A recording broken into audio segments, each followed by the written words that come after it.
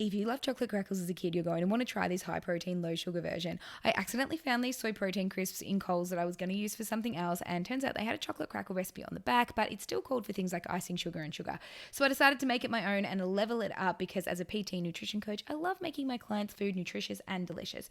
So I melted some coconut oil, added in some raw cacao powder, stirred it all through so that it became a really nice consistency, and poured it all over the protein crisps. I then wanted to make it a little bit sweeter by adding in some CHOC PB2 and some vanilla protein powder, which also increases the protein content without having to add in any additional sugars. Making sure it was all really well coated, I feel like those two ingredients made it a really nice consistency. I decided to single serve these out because the coconut oil can make this a very energy dense recipe, and doing this means that I can have it in a single serve portion, enjoy it while still reaching my goals. It's a no bake recipe, so all you have to do is throw them in the freezer. Once they are set, you can take them out and enjoy them. They're absolutely delicious, high protein, low sugar, and really hit that sweet spot. Follow along for more level ups just like this.